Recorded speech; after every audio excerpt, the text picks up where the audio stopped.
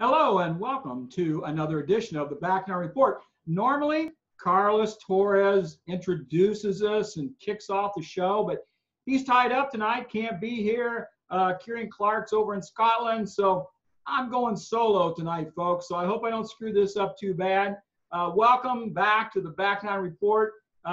We got so much to talk about tonight. We're really happy that the PGA Tour is going to return this week to Colonial down in Fort Worth. You've got the Charles Schwab Cup. It's going to return. Golf. Oh my goodness, we got live golf. It's been so long. It seems like we've had golf on TV to watch. A tremendous field. I'm going to talk more about that later. But we are really saddened by all of the rioting and looting that's been happening right now across our country. It's amazing that one police incident that ended badly has re-sparked the embers of racial tension that seem to be always boiling underneath the surface of our everyday lives. But tonight we want to open the show and discuss just a little bit about the racial tensions in our country. I've been alive for a long time, so I've seen a lot of things over the years.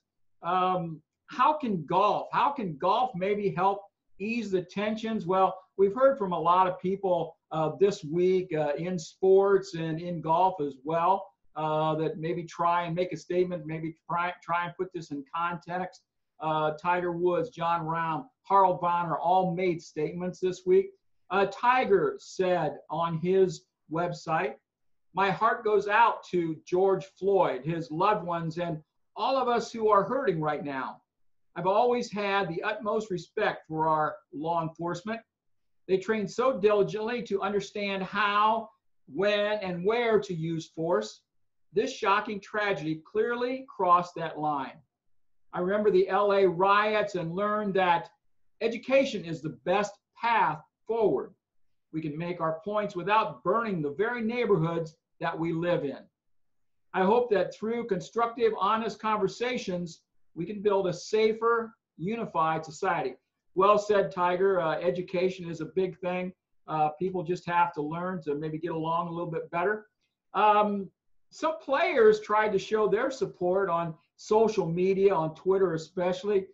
Players like Ricky Fowler, Brooks Koepka, Justin Thomas, and they got blasted by some people on Twitter. You know how people like to really make their points known, especially negatively. The NFL commissioner, Roger Goodell, said late Friday that the league's earlier ban on players taking the knee had been mistaken. Big admission there. "We were wrong for not listening to NFL players earlier and encourage all to speak out and peacefully protest." The USGA put out a statement. USGA said it is deeply saddened and disturbed by the tragic killing of George Floyd and the racial and social injustice that continue to exist in our country. We will use our voice, our position, and our actions to inspire change within our society.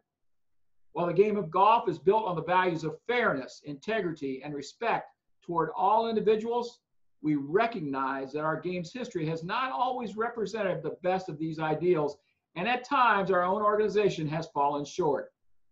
USGA joins the call for open dialogue, understanding, unity, and the courage to envision and build a better world. We commit to being a part of the solution moving forward. The PGA kind of made a twofold response. PGA Executive Director Seth Wall made a statement, also the President, Susie Whaley. Seth Wall said, "While I can't ever truly understand what it's like to grow up and live as a person of color in our America, I can listen and can understand that it's hard, really hard, stupidly hard, unfairly hard. I've been told that as a white male, my voice, while not built from relevant life experience, may perhaps resonate in this moment because it carries the weight of a platform and a possible change." Susie Whaley said, "It is my belief that humanity stems from kindness, faith, and hope.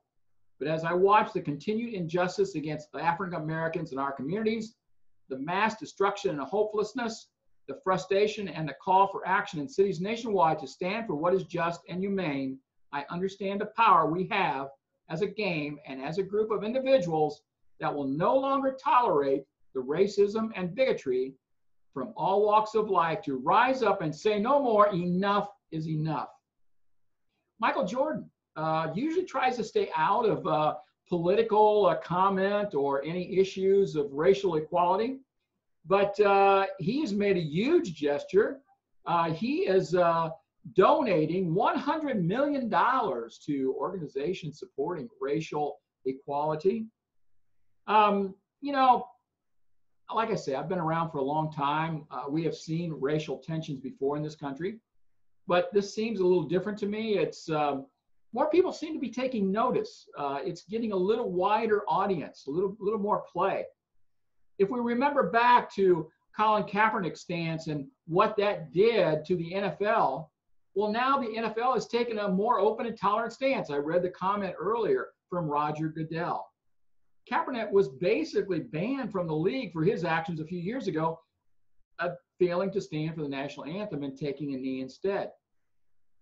So police are being seen and portrayed as jackbooted thugs. That's not the case. They work to keep a segment of our society at a disadvantage. I find that hard to believe in the whole, but I am sure it happens in certain cases. It amazes me as well as concerns me how the media can blow things out of proportion and put everyone on trigger's edge over one incident in one part of the country. As I've said before in the show, I was impressed with the way people accepted the government restrictions placed on the country on this whole lockdown thing over the COVID-19. There was no demonstrations. There was no disobedience. There wasn't a problem during the shutdown. Maybe all this tension and all this thing stirred during, just kind of stirred the coals, and one incident brought all this frustration right to the surface. I'm not sure if it added to it or not. I was born in the 50s. I lived through the riots and the violence of the 60s and early 70s. Change has happened in this country, but it moves slowly. It takes generations, not years. Hopefully, these steps are necessary in our culture to ignite real change, and everyone can get back to living peacefully together. Over the last few weeks, we've been celebrating the return of golf and its ability to get people outside doing an activity that promotes companionship and good sportsmanship. We're excited to see the return of tournament golf this week. And as more of the country open up after COVID-19, we urge people to demonstrate peacefully, and hopefully the country will emerge stronger and more tolerant. So folks, I hope that kind of puts a real quick spin on it from our standpoint. We understand that it's a serious issue for some people, and we just want to try and get the word out there. Let's use a little caution. Let's try to work together. We actually have a backspin section tonight. There were a couple tournaments that we want to talk about. In Texas, they held the Texas Women's Open in Arlington, Texas. They had a $50,000 purse. It also gave an exemption into the 2021 Marathon LPGA Classic, which is going to be coming up here. It's going to be the first tournament held back on the LPGA here in a few weeks. The exemption was awarded to the highest ranked non-LPGA Tour professional in the field after the final run. Valentina Haupt of Weston, Florida earned that exemption. She said, "This exemption means a lot because it will be my first time playing on the LPGA Tour. I've never played in such a tough field before this week, and it was a great experience overall, and I'm really excited to receive this exemption." Also, this had a really good field. Without any LPGA tournaments or anything going on, some of the ladies that live in Texas took the opportunity to play a little bit. And so we had in the field, you had Stacy Lewis, who ended up T11. You had Brittany Lang, who was T7. Jarena Pillar, T11. Marissa Fossey was T24. Former Duke star Celine Boutier, who's a player on the LPGA Tour, won. And she took the title there. Also, I want to mention that the low amateur was Sadie Engelman. She finished T7, actually. She just graduated high school. She's going to attend Stanford. She's currently third in the Rolex and the AJGA rankings. She's 159th in the world amateur ranking. And so, you know, by the way, she beat Stacy, Brittany, Jarena, and Marissa. So here's another name that we're going to have to watch out for, of a young lady that's going to probably be playing on the LPGA Tour after she plays a few years at Stanford. The Texas Women's Open was played from 1935 to 1955. It was held 17 times at Rivercrest Country Club, and then also at Colonial Country Club in Fort Worth, the site of this week's PGA Tour event. So it's an old event. It's been won by Babe Saharias. 5 times she won it. Betsy Rawls won it. You know, a couple pretty big names that came out of Texas that won LPGA Tour events and majors and Hall of Fame and all that kind of stuff. So congratulations to Celine Boutier, who won this thing. And also, there was another women's tournament. The Colorado Women's Open was held. Jennifer Kupcho, that's a name we know. She broke 70 for 3 days at the Colorado Women's Open at Green Valley Ranch in Denver. This is her second year on the LPGA Tour, and she won $50,000. So a pretty nice check there for her in that deal. Also, you've got LPGA player Kim Kaufman closed with 66 to take a share of third with former Georgia standout Bailey Tardy. Carlotta Saganda was second in this event, and she won like about $12,000. So we had women's tournament in Colorado, women's tournament in Texas that we reported on this week. But the big news in golf, I mean, everybody is all at Twitter. You've got the Charles Schwab Challenge coming this week. It's kind of like a major, guys. There are no fans that will be there, but several players are going to wear microphones.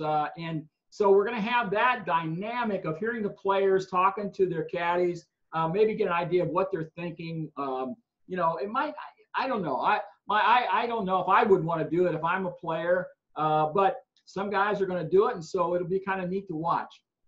The strength of field is off the charts. There's no Tiger Woods there, but 16 of the top 20 in the world are in the field. You're going to have a group, the first 2 days are going to have number 1, 2, and 3 in the world golf rankings right now. You're going to have Rory McIlroy, Brooks Koepka, and Jon Rahm all playing together the first 2 days. Then in the some other featured groups, you got Ricky Fowler, Justin Thomas, Jordan Spieth playing together. You got Bryson DeChambeau, Dustin Johnson, Justin Rose playing together. You got Phil Mickelson, Kevin Na, Gary Woodland. So this is going to be an outstanding event. It's played on a great old golf course. Colonial was opened in 1936. It has bent grass greens. It's 7,200 yards. It has hosted 3 major tournaments there. The 1941 U.S. Open, the 1975 Tournament Players Championship, was won by Al Geiberger, by the way, and the 1991 U.S. Women's Open, which was won by Meg Mallon. So this has been a really good golf course. Colonial has hosted the tournament there in Fort Worth since 1946, with the exception of 49, which the Trinity River was flooded, in 1975 when they had the Tournament Players Championship. They only had one event there that year. Ben Hogan won here 5 times. This is a ball striker's golf course, and it's perfect. It was perfect. But Ben Hogan loved Colonial. Other notable winners here in the past: Sam Snead, Arnold Palmer, Billy Casper, Lee Trevino, Ben Crenshaw, Bruce Litsky, Jack Nicklaus, Peter Jacobs, Lanny Watkins. Ian Baker Finch won here. Tom Lehman, Corey Pavin, Tom Watson, Mickelson's won twice there. Sergio, Nick Price, Kenny Perry. So a lot of good names have won at this golf course. It demands an all-round game. It's not a bomber's golf course. So we ought to see some really, really good golf this week. No fans, maybe seem a little weird, but watching at home on TV should be perfect. I think there's going to be a few golf balls lost. Guys may have to go back and re-tee because the fans aren't going to be there to see the golf balls or have them bounce off of them, so they're going to be easily found. So you're going to watch for that. That might be kind of funny. It might be a little interesting. One of the things I'm interested to see how many players will show a little rust. You know, this is the first tournament back in over 2 months since March. So, you know, we can't, players probably aren't going to be right at their very best right now. The thing to watch too is the broadcast is going to be a lot different. You know, we've watched the 2 tournaments that have aired here over the last few weeks. A little different. Jim Nance is going to be there. CBS is doing the coverage, but he's going to be secluded in a small room with just a remote camera. They're not going to have any camera crew with him. He'll be by himself. You're going to have 2 on-course reporters. You got Dottie Pepper and Mark Immerman will be there on the course. Nick Faldo, Ian Baker Finch, and Frank Nobilo are all going to be in the studio in Orlando, and Amanda Balionis will be at home. So other members of the production team will be in the truck. There's going to be there's more trucks so that people can be spaced out in there and not working close together. So the broadcast times, let me tell you those. You're going to have Thursday. It begins, of course, June 11th, the day after tomorrow. You've got the prime time starts at 4 o'clock, 4 to 7 p.m. Eastern time on Golf Channel. But you've also got some early coverage from 6:45 a.m. to 8:30 a.m. On Twitter. You can catch it on there. 4 to 7 on Friday. 3 to 6 is live coverage on CBS on Saturday, and 3 to 6 live coverage on CBS on Sunday. So big news, live golf is coming back. We finally got some live sports. This is the first sporting event of anything, basketball, baseball, hockey, anything that's coming back. So we finally got some sports to watch this weekend. Should be great. One more thing we got from the LPGA Tour. They were forced to cancel the Evian Championship due to the ongoing border restrictions in Europe. The 2-week quarantining and just, you know, travel over there is a mess. So it just, the LPGA was forced to cancel for this year. It will return next year, and they're looking forward to that. Before we get into the Par 5 news, I want to just mention real quick that Boyne Resort up in northern Michigan is open. And they're offering outstanding stay and play deals right now. Go to boyne.com/golf and check out the options for lodging and play on any of their 10 courses. 10 courses, folks. A lot of golf up there. They have 3 lodges, 3 different locations, 3 spas, numerous dining options. Every one of their employees has been trained and instructed on the safety measures to assure every guest enjoys their stay and stays safe. Visit boyne.com/golf and lock down your next golf session before they fill up. They're seeing tremendous amount of play there. So if you think you want to go up there in July or August, behoove you to get on there right now and book your stay. So let's move on to the Par 5 news. We got some items we want to talk about tonight. And just as big a news as the Charles Schwab Challenge being played this week, we want to mention that just last week, the governor of Ohio gave permission for the memorial to have fans. So, you know, as we talked about last week, Muirfield Village is going to host back-to-back events. The John Deere was canceled out in Illinois. And so Workday picked up the sponsorship for that event. It's going to be played the week before the memorial, the week after the Rocket Mortgage up here in Detroit. And so they're both going to be played without fans, but the memorial will be the first sporting event of anything, any sport, to have fans there. And they're going to, they're taking all kinds of safety measures to make sure that everyone stays safe. They're limiting the fans to about 8,000 fans. Normally they would have maybe 25, 30,000 fans there on a normal day. They're going to limit it down to 8,000. They're not going to allow only about 1/4 of the news people that normally cover it, so they can stay spaced out in the media room and on the course. They're going to have the RFID chips on the badges, so somebody can be sitting back and seeing if people are congregating. Too many people are congregating in a certain area, they can go out and disperse those people and get them scattered out a little bit more. So spacing is going to be a big issue. So like I say, they're allowing less fans so they can keep everything spaced out a lot.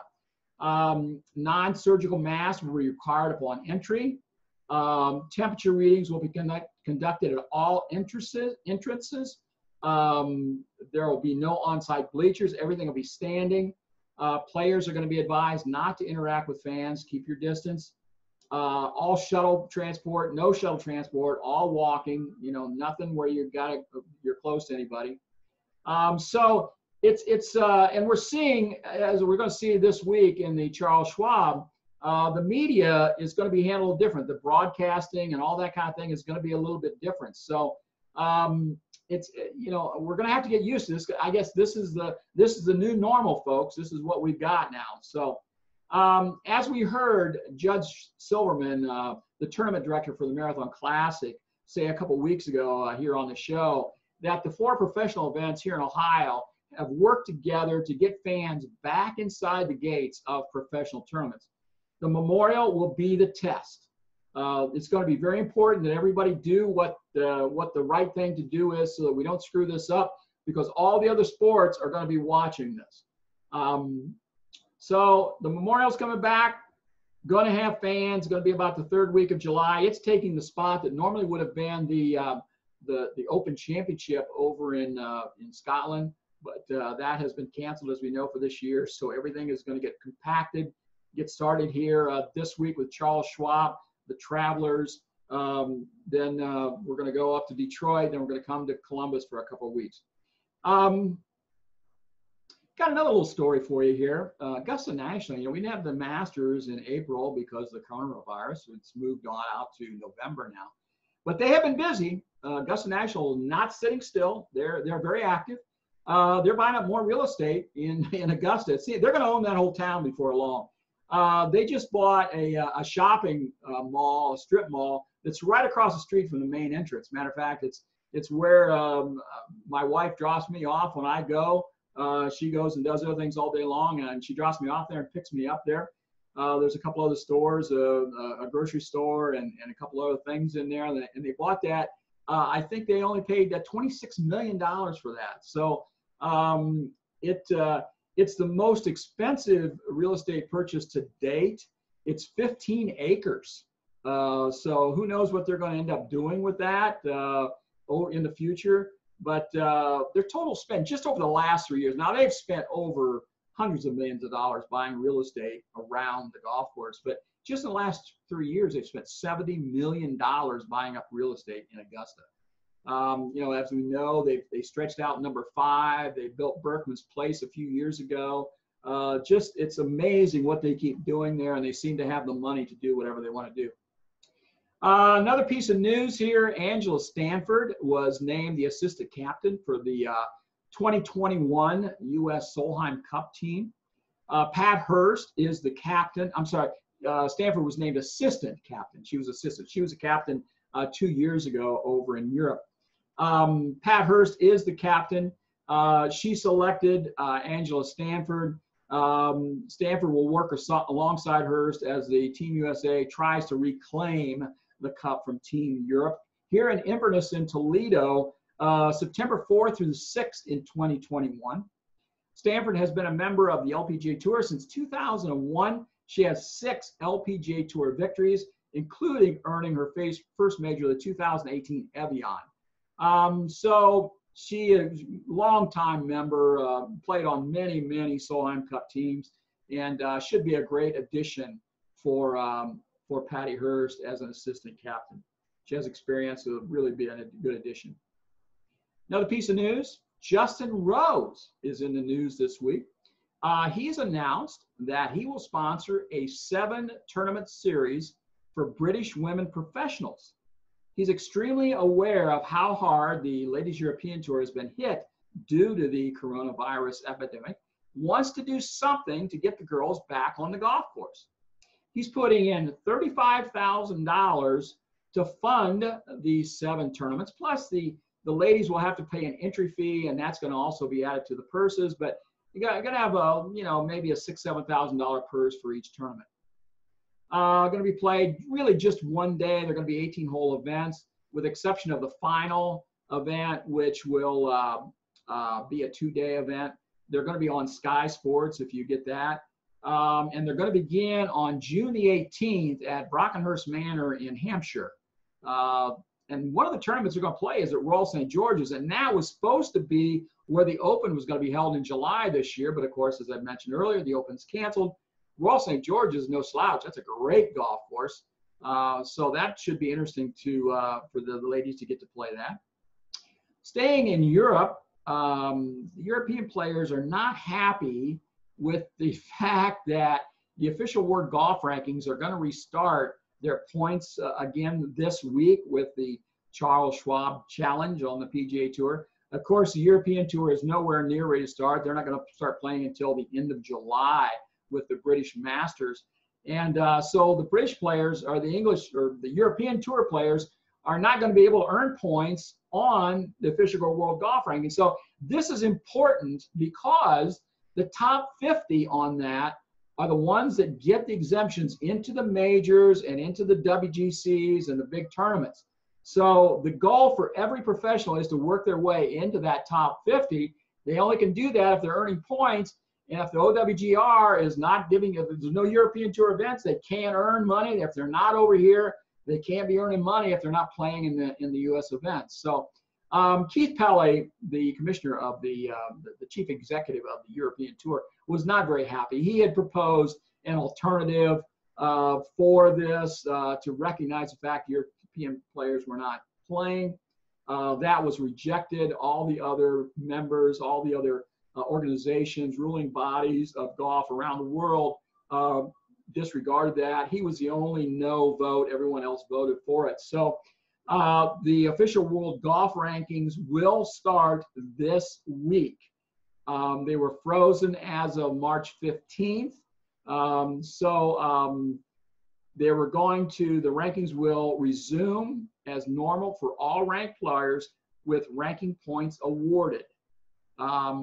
So just the fact that the official World Golf Ranking is going to start again, but the European Tour players are not too happy about it. Here's what Pelley said. I'll give you his quote. We agreed with the proposal that the ranking should restart alongside the resumption of the PGA Tour and the Korn Ferry Tour next week, on the understanding that dispensation was made for the European Tour and the Challenge Tour, and indeed many other tours around the world.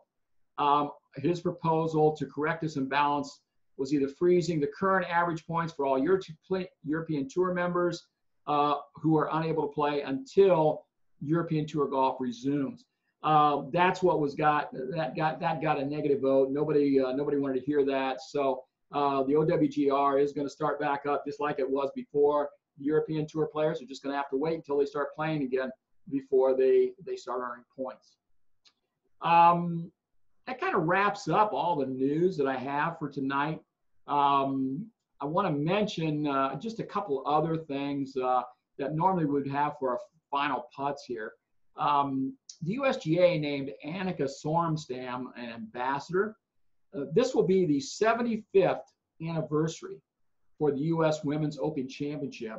It was originally slated, of course, for June, but moved to December 10th through the 13th at Champions Golf Club in Houston, Texas. So three-time U.S. Women's Open champion Annika Sorenstam will be an ambassador. She has 2 wins, 1995 and 1996. She was the first international player to win back-to-back titles. She had her 3rd victory with her playoff win in 2006. Annika has won the Bob Jones Award. You know, she's won pretty much every other thing going. She's a member of the Hall of Fame, won the Presidential Medal of Freedom. Very worthy ambassador for the USGA. She does a great job running her junior tournaments for young girls and women all around the world. So those young ladies can play high quality tournament golf against really good competition, get seen, maybe get college scholarships, maybe advance their careers, even turning pro. So Annika does a great job with that. Also, I want to mention that since the U.S. Women's Open isn't played here in June, the Fox Sports has been playing some of the old tournaments on Fox Sports. You might be able to catch those. Also, some really sad news. A pro at a golf course in Philadelphia Justin Regal, who was 38 years old, was killed when a tree fell through the pro shop and cart barn during a thunderstorm. Regal was helping bringing carts in from the rain when the accident happened. The storm blew in. Everybody was rushing around. Before we knew it, a tree fell. He happened to be in the wrong place at the wrong time. So a very sad affair for the head pro at the Philmont Golf Club in Philadelphia. Recently had been promoted to the director of golf. One last item for tonight. Golf Channel is continuing to downsize. They want to sell the World Long Drive. They bought that back in 2016, kind of expanded their programming a little bit, gave them some more stuff to put on there. They thought they could make a bunch of money selling advertising and sponsorships on that, plus give them some stuff on the TV. And that just has not worked out for them. And as you know, they've been downsizing all the last year and a half. They moved their studios from Orlando up to Connecticut, where NBC's main studios are. They've cut out some of the golf advisor stuff. They've cut out some of their writers. This is what happens so many times in business when the business loses sight of what their real mission is and try to do other things. They lose sight of what they're really good at, is producing and putting stuff on the air, not really running this stuff and maybe selling that advertising. That's not what they do. And it just hasn't worked out for them, so they're looking to sell that. So this is kind of an abbreviated back nine report tonight. We're really sorry that Carlos couldn't be here. He had other work obligations that took him away tonight. But we wanted to make sure and get this out because the Charles Schwab Challenge is out there this week. We're so excited to have live golf back. It's going to have a tremendous field, big names. You're going to want to see it. Of course, it's on Central Time, so you got to allow for that. Like I say, it's on 4 to 7 or 3 to 6. CBS is covering it, so you can get it on their channels. Don't miss it. It should be great. Also, we're going to be having golf now every week with the PGA Tour. The Korn Ferry Tour is going to be kicking back in a few weeks. The LPGA is going to start. And I know baseball is talking about getting going. Football is talking about getting going. NBA is trying to put some kind of a season back on the table before the year ends here. So things are gearing back up. There's a lot of good signs. Also want to mention that you can catch this Back Nine Report on YouTube, on Back Nine Report TV on YouTube. We have a channel there. We put our podcast there. It's also on Back Nine Report TV on Roku. You can catch it there. We also have a lot of other video there on Back Nine Report TV on YouTube and on Roku. We have travel, we have fitness, we have interviews, a lot of great stuff there that and traveling around, I happen to meet a lot of people and we get to talk a lot of golf and it's always a lot of fun. So check out Back Nine Report TV on YouTube and on Roku. Also, Ohio Golf Journal will be coming out this week, either tomorrow, Wednesday, or on Thursday. As soon as we get it back from designer and get the final thing done, we'll get it out there hopefully tomorrow sometime on Wednesday, June the 10th. Also, Michigan Golf Journal is available. The June issue is out there. A lot of great stuff in that. Just go to michigangolfjournal.com to find that issue. As always, we want you to be happy, be blessed, enjoy the great game of golf. And we will be back again next week with we'll have the recaps from the Charles Schwab Challenge. We'll have the previews of next week's tournaments coming up on the Korn Ferry Tour and on the PGA Tour. We'll talk about what's going on and all the other golf news as always. Carlos will be back. And so, folks, thanks a lot for tuning in. And we always appreciate you. And we thank you for your support and all the people that watch. We really enjoy doing this show for you. So until next week, hope we see you out on the Back Nine.